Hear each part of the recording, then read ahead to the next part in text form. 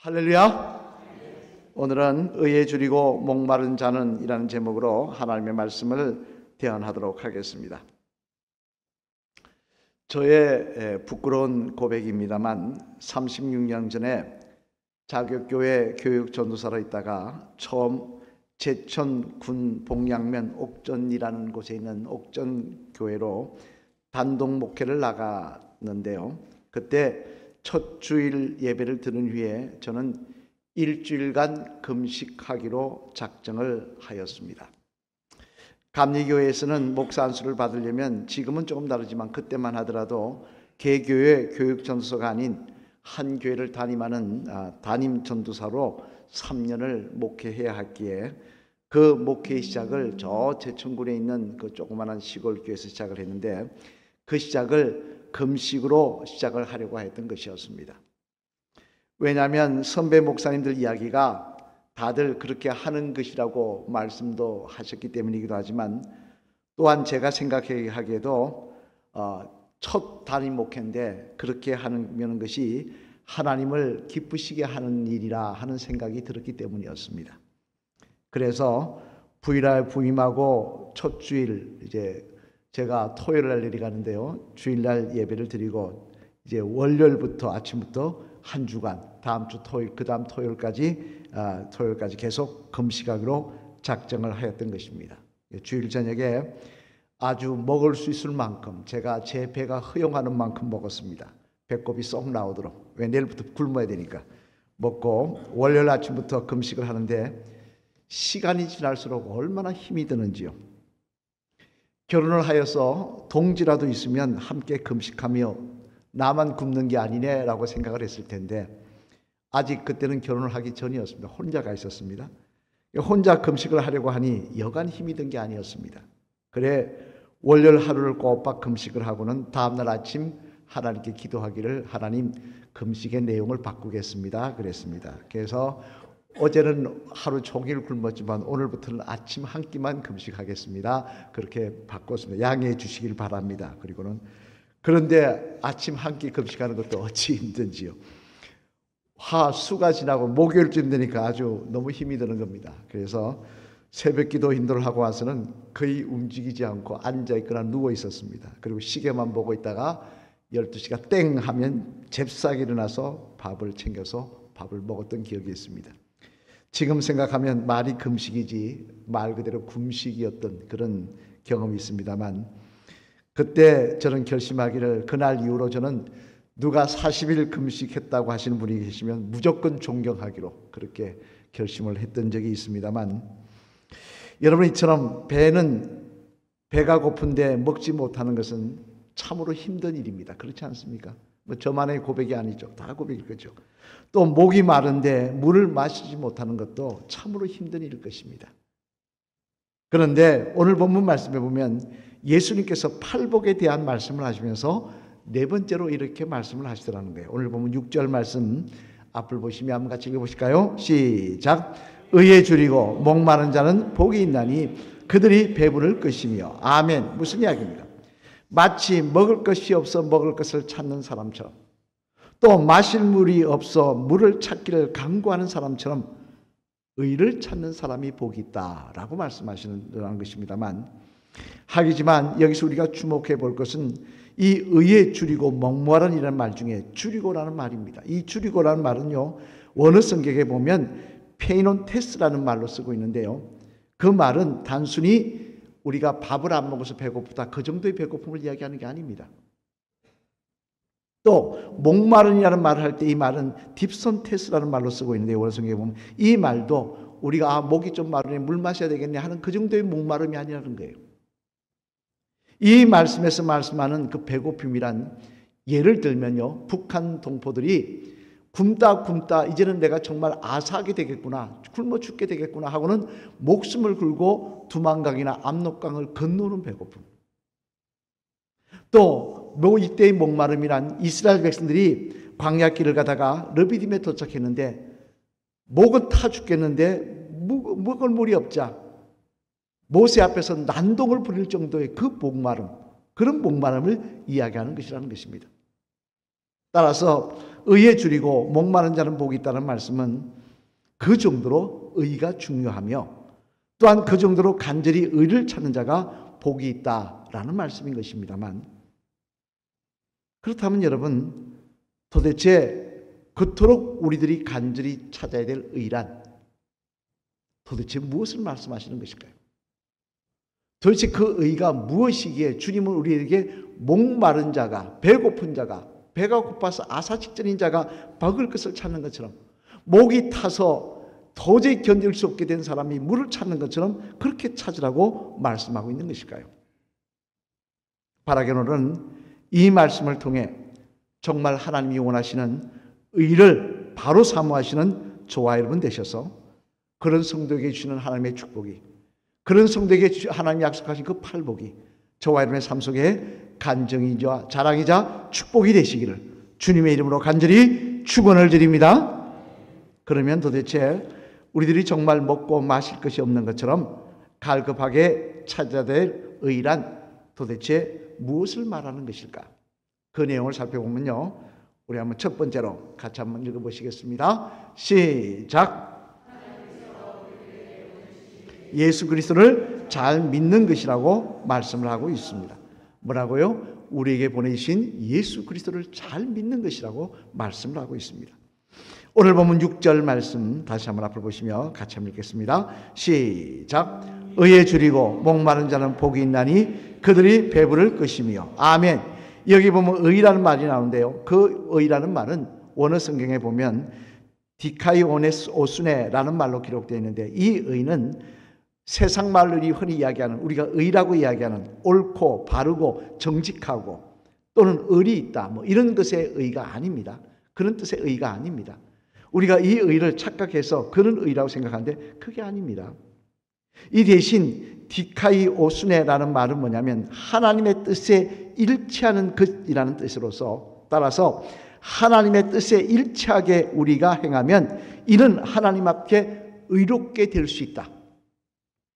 하나님의 뜻에 일치하게 행하면 우리가 하나님 앞에 의롭게 될 수 있다라는 그런 조건이 된다, 그런 말인 것입니다. 그런 면에서 먼저 예레미야 23장 5절로 6절 말씀해 보면요, 하나님의 가장 중요한 뜻에 대해서 뭐라고 말씀하시냐, 이렇게 말씀하십니다. 우리 예레미야 23장 5절로 6절 말씀 앞을 보시며 같이 읽어보실까요? 시작. 여호와의 말씀이니라. 보라, 때가 이르니니 내가 다윗에게 한 의로운 가지를 일으킬 것이라.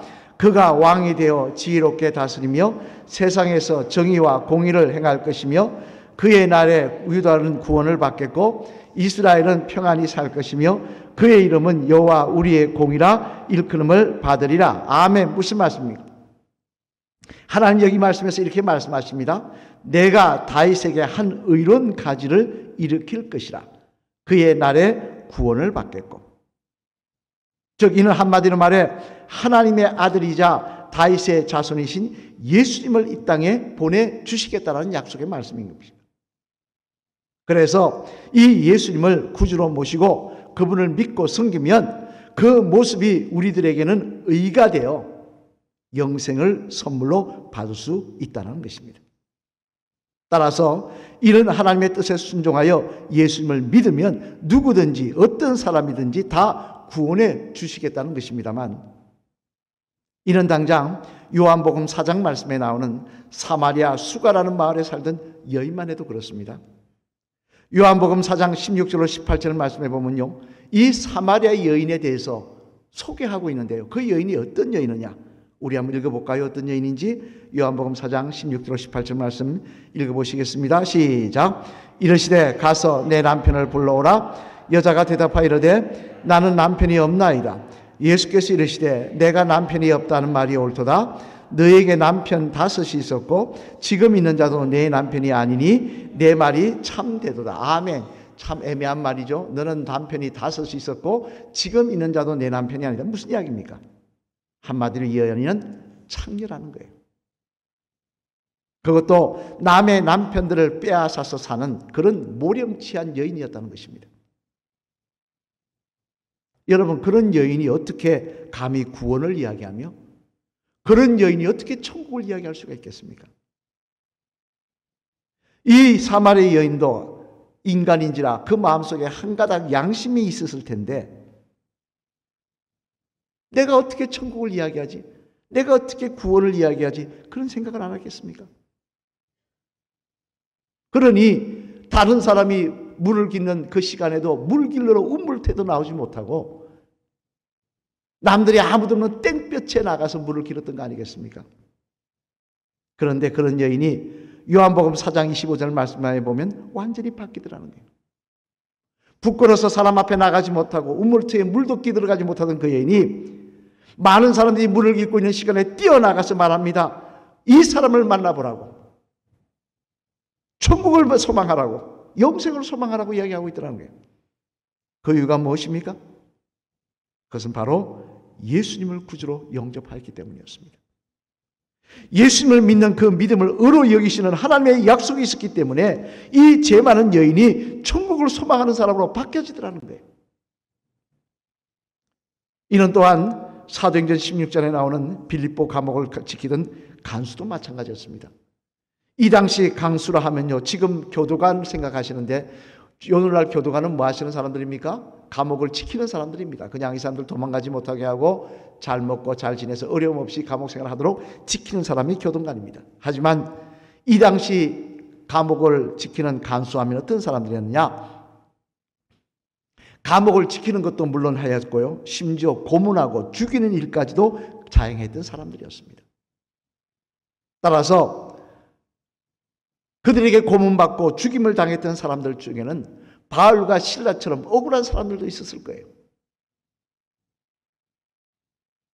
그렇다면 여러분, 아무리 시켜서 한다고 해도 그처럼 사람들의 원성을 살면서 살아가는 사람들이 어떻게 천국을 꿈꾸며 어떻게 영생을 소망할 수 있겠습니까? 하지만 사도행전 16장 34절, 33, 34절 말씀을 보면요, 그의 삶 속에, 또한 그의 가정의 삶 속에 놀라운 변화가 일어났다고 기록되어 있는데 우리 한 같이 읽어보실까요? 같이 읽겠습니다. 시작.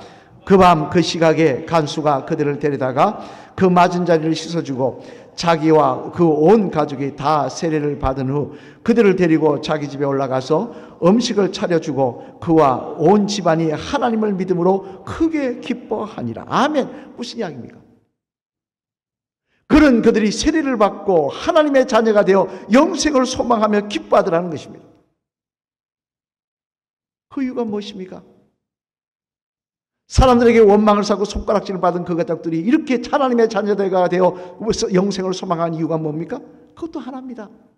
예수님을 구주로 영접하였기 때문이었습니다.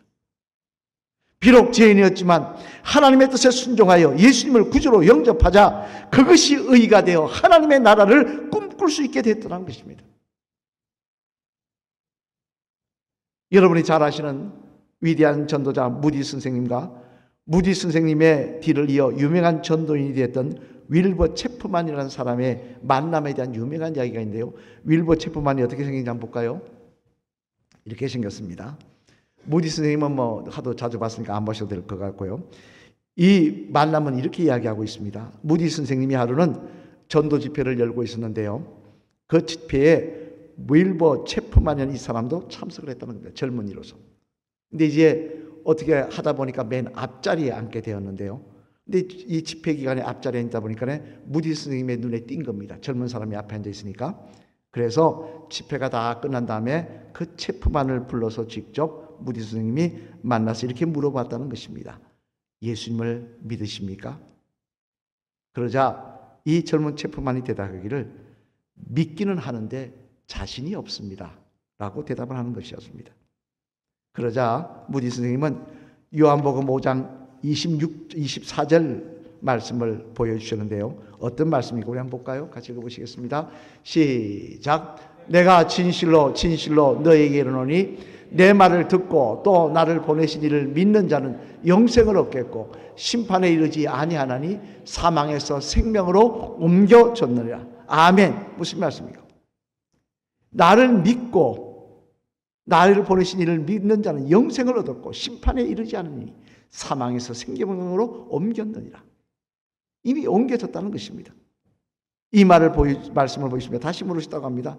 여기 성경을 보니까 믿는 자는 영생을 얻었고라고 했는데 이를 믿으십니까? 그것도 체프만이 뭐라 그러냐? 고개를 갸웃하고 잘 모르겠습니다라고 하는 거예요.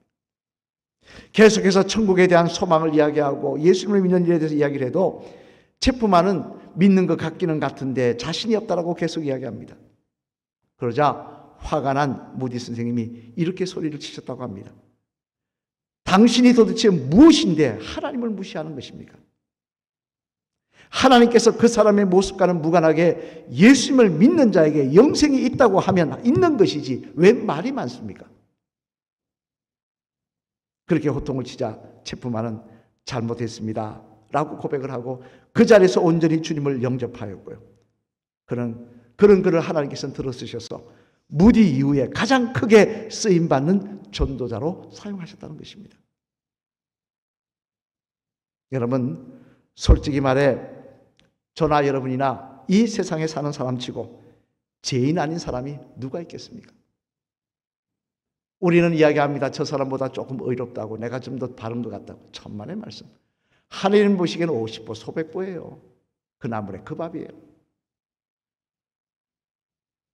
하지만 하나님의 뜻이 그렇다면, 하나님의 뜻이 예수님을 믿으면 그 믿음을 보시고 우리에게 의를 선물로 주시겠다고 하셨다면, 아무리 죄인이라고 하더라도, 아무리 십자가에 달린 강도라고 하더라도 천국을 소망할 수가 있는 것입니다. 따라서 이를 의심하거나 믿지 못하고 매일 그럴까 안 그럴까 왔다 갔다 하는 어리석은 성도는 되지 마시길 바랍니다. 오늘 보면 6절 말씀 우리 다시 한번 읽어볼까요? 앞으로 보시며 시작. 의에 줄이고 목마른 자는 복이 있나니 그들이 배부를 것이며. 아멘. 또한 요한복음 4장 14절 말씀도 같이 한번 읽어보시겠습니다. 시작. 내가 주는 물을 마시는 자는 영원히 목마르지 아니하리니 내가 주는 물은 그 속에서 영생하도록 솟아나는 샘물이 되리라. 아멘. 무슨 말씀입니까? 이런 음식을 많이 먹어서, 물을 많이 먹어서 배부러진 것이 아니라 인생에 있어 가장 중요한 문제, 죽음의 문제, 영생의 문제가 해결이 되어서, 다시 말해 영혼의 갈급함이 해결이 되어서 내 영혼이 만족한다고 말씀하고 있는 것입니다. 아무리 배부르면 뭐합니까? 우리는 사람의 장례식을 볼 때, 오늘 또 박진남 권사님 돌아가셨습니다만 우리는 그 생각합니다. 권사님이 지금 뭘 보고 계실까? 예수님을 만나고 계시지 않을까? 죽음의 문제, 영생의 문제는 항상 우리의 발목을 잡는 문제입니다.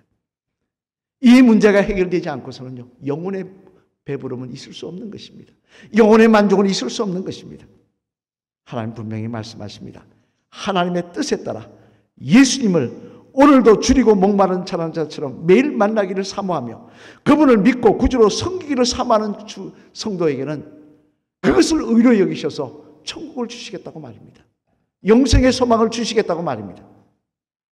바라기는 이 말씀을 사모하시며 오늘도 주님 만나기를 사모하시는 저와 여러분 되시기를 소망합니다. 하나님 말씀에 순종하여 예수님을 구주로 모시기를 소망하는 저와 여러분 되시기를 바랍니다. 그래야 할 때 그 모습이 의가 되어 내 영혼이 만족하며 내 영혼이 배부르며 오늘도 하나님을 찬양하는 귀한 역사가 우리의 삶 속에 일어나게 될 줄로 믿습니다. 둘째로는 또 하나 의를 우리가 간절히 찾아야 될 의에 대해서 뭐라고 이야기하느냐, 우리 같이 읽어보실까요? 같이 읽겠습니다. 시작. 하나님께서 우리에게 알려주신 말씀대로 사는 것이라고 말씀을 하고 있습니다. 두 번째는 또 뭐라고요? 우리에게 알려주신 말씀대로 사는 것이 의라고 말씀하고 있습니다. 마태복음 7장 21절로 24절 말씀 앞으로 보시며 한번 같이 읽겠습니다. 시작.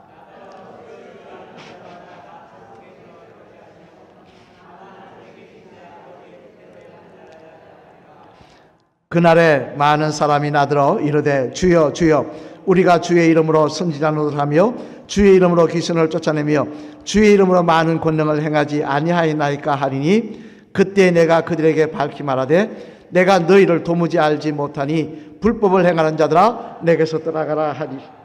그러므로 하는 자는 그 집을 반석 위에 지은 지혜로운 사람 같으리니. 아멘. 무슨 말입니까? 이는 예수님께서 우리에게 하신 말씀입니다. 여기에 보면 이제 하나님의 뜻대로 예수님을 구주로 믿었으면 또한 뭐를 이야기하는 겁니까?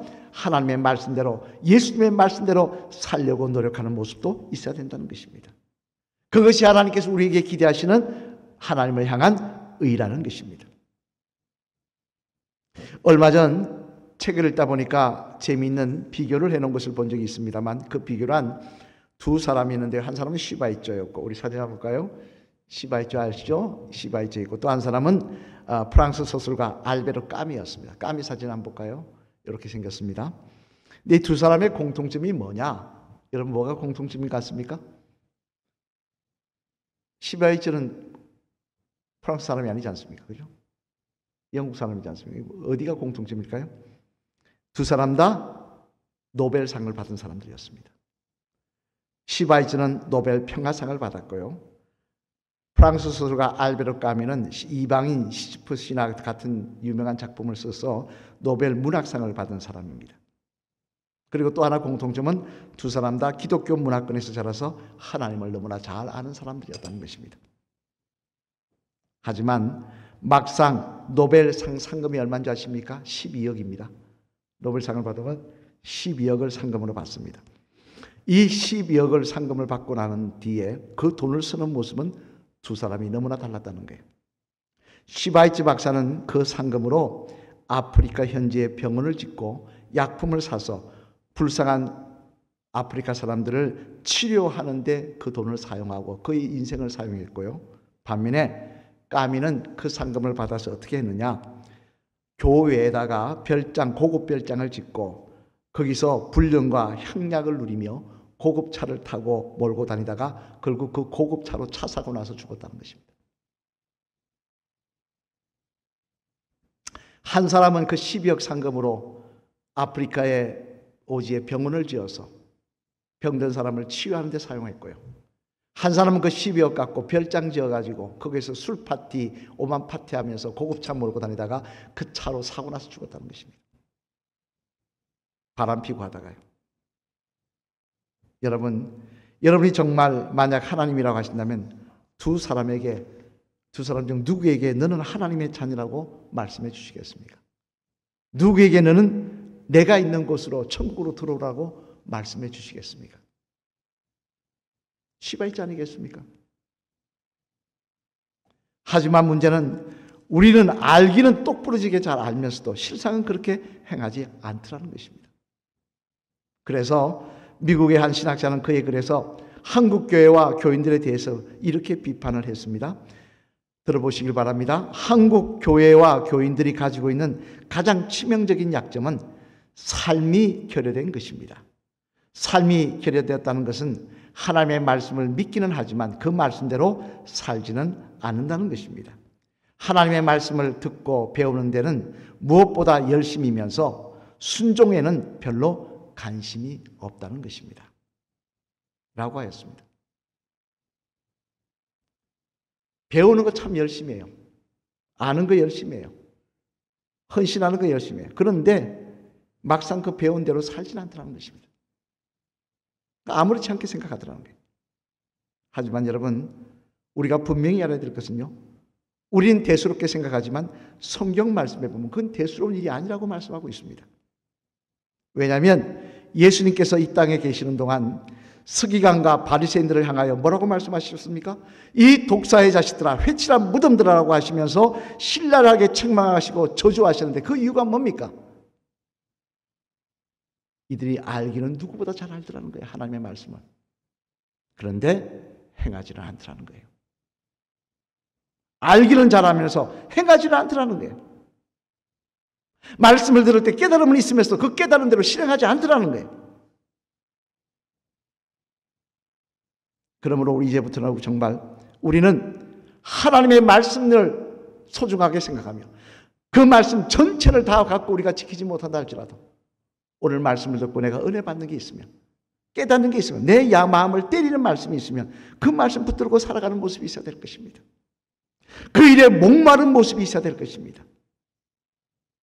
그래야 할 때 갈라디아서 6장 9절에 있는 말씀 우리 한번 같이 읽어보실까요? 같이 읽겠습니다. 시작. 우리가 선을 행하되 낙심하지 말지니 포기하지 아니하면 때가 이름에 거두리라. 아멘. 때가 이르면 거두리라. 이 말씀대로 하나님께서 우리가 몸부림치며 행동했던 그 모습들, 그 순종의 모습들 기억하시고 거두게 하시며 상급으로 갚아주시며 영원한 생명으로 우리를 축복하시는 그 은혜가 우리를 기다리고 있을 줄로 믿습니다. 사랑하는 성도 여러분, 이제 말씀을 마치려고 합니다. 먼저 말씀을 마치면서 사진 하나 보여드릴까요? 우리 한번 보겠습니다. 무슨 사진입니까? 예, 파리올림픽 계획식에서 있었던 사진입니다. 남자가 벌거벗고 여자가 저렇게 있어서 아주 타락한 모습들을 보여줍니다. 그런데 이 행사가 뭘 비유해서 만든 행사인 줄 아십니까? 다음 사진 볼까요? 예수님의 최후의 만찬을 비꼬아서 만든 그 행사였습니다. 이 문제를 문제 삼고 이야기를 하니까 조직위원회에서는 미안하다고 사과는 했지만 그 담당 연출가는 그게 뭐가 문제냐라고 이야기를 합니다. 세상은 이처럼 점점 예수님을 비웃고 예수님을 믿는 우리들을 비웃고 있습니다. 왜냐하면 그들이 보기에 예수님을 구주로 믿고 따르는 우리들의 모습이 어리석고 우매해 보이기 때문에 그렇습니다. 그러나 하나님의 말씀인 성경은 분명히 우리에게 말씀하십니다. 구원을 받을 길은, 영생을 얻을 길은 오직 예수님을 믿고 그분 말씀에 순종하며 따르는 길밖에 없다라고 말입니다. 오직 이 방법 외에는 없다라고 말씀하고 있습니다. 언젠가 비웃었던 저들은 볼 것입니다. 그들의 비웃음의 결과가 무엇인지 볼 것입니다. 따라서 저와 여러분들은 무엇보다도 하나님의 의, 예수 그리스도를 잘 믿고 예수님의 사람답게 하나님의 말씀에 순종하며 사는 일에 대해 마치 줄이고 목말라 먹을 것이 없어서 배가 고파서 아사직전이어서 먹을 그릇을 찾는 사람들처럼 목이 말라서 목이 터져갈 듯이 마실 물을 찾아 헤매는 땅을 파는 사람들처럼 주님을 사모하며 주님 말씀을 내 마음속에 심으며 그 말씀대로 살려고 몸부림치는 모습이 있어야 될 것입니다. 그래야 할 때 이 악한 세상 속에서 우린 예수님의 사람으로 살아갈 것이며 예수님을 소망하며 그분의 십자가 붙들고 끝까지 승리하는 주의 백성들이 될 줄로 믿습니다. 우리 마지막으로 따라하실까요? 집사님은 무엇에 줄이고 무엇에 목말라 하십니까? 오늘 점심 뭐 먹을까 그 고민하고 계신가 할까요? 바라기는 하나님이 원하시는 의에 줄이고 목말라 하셔서 영생의 기쁨과 하늘나라 상급을 충분히 누리시는 집사님 되시길 바랍니다. 할렐루야! 아멘! 오늘 보면 6절 말씀 다시 한번 읽어보실까요? 같이 읽겠습니다. 시작! 의에 줄이고 목마른 자는 복이 있나니 그들이 배부를 것이며. 아멘. 정말 중요한 말씀입니다. 정말 중요한 말씀입니다.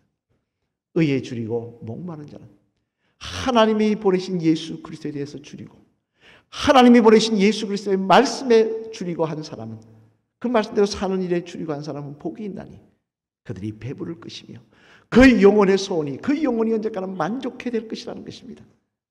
이 말씀이 저와 여러분에게 정말 간절한 도전이자 소망의 말씀이 되셔서 내 영혼이 풍성해지며 내 영혼이 영원한 천국의 소망으로, 하나님이 주는 영원한 소망으로 기뻐하며 만족하며 인생길을 달려가시는 복된 주의 성도들 다 되시기를 주님의 이름으로 간절히 축원을 드립니다.